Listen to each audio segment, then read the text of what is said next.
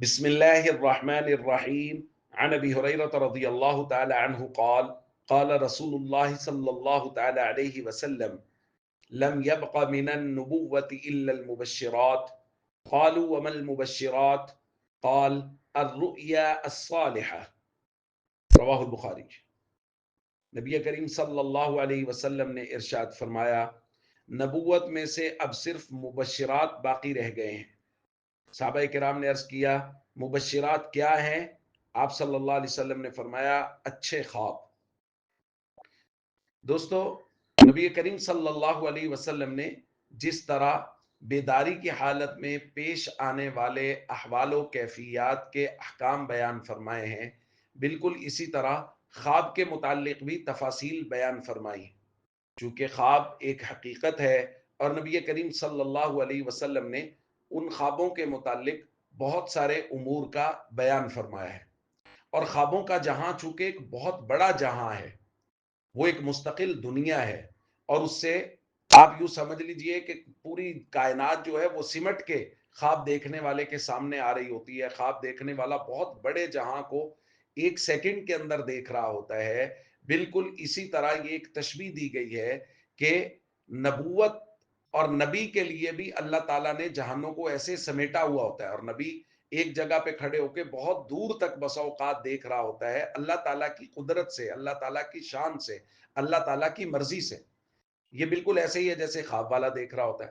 اسی لیے نبی کریم صلی اللہ علیہ وسلم نے اس کو نبوت کا ایک حصہ قرار دیا ہے، جیسا کہ صحیح بخاری کی دوسری روایت میں حضور علیہ الصلوۃ والسلام نے فرمایا رؤی المؤمن جزء من 46 جزءا من النبوہ، کہ مومن کے خواب وہ نبوت کا 46واں حصہ ہے۔ مختلف اوقات میں مختلف روایات میں مختلف الفاظ ہیں، اس روایت میں 46واں حصہ تذکرہ کیا گیا ہے کہ نبی کریم صلی اللہ علیہ وسلم نے اس بات کو بیان فرمایا کہ اچھے خواب، اور بسا اوقات خواب کی حالت میں، خواب کی کیفیت میں ایک مومن پر کچھ غیب کی چیزیں بھی ظاہر کر دی جاتی ہیں۔ بسا اوقات ایسا ہوتا ہے اور وہ اللہ کی طرف سے ہوتا ہے، چونکہ جو نبوت کا دروازہ ہے وہ نبی کریم صلی اللہ علیہ وسلم کے فرمان کے مطابق حضور نے فرمایا بند ہے۔ قرآن کریم میں اس کو بیان کیا گیا نبوت کا دروازہ بند ہے، اب کوئی نبی نہیں آنا۔ لیکن اسی روایت میں جس میں حضور نے فرمایا نبوت کا دروازہ بند ہے، اسی میں فرمایا کہ اب مبشرات باقی ہیں، یعنی اچھے اور سچے خواب بندہ مومن کو آئیں گے، اور وہ باقی ہیں۔ اس لیے اچھے خوابوں کا آنا یہ مومن کے لیے بہت ہی زیادہ پسندیدہ ہے، اور اس کے ساتھ مومن کو حوصلہ ملتا ہے۔ اچھے خواب بسا اوقات تعبیر کی شکل میں ظاہر ہوتے ہیں، اور بسا اوقات ایک خوبصورت خواب میں کچھ اچھے مناظر دیکھے، اور جب اٹھے تو حشاش بشاش، طبیعت بہت خوش و خرم ہے۔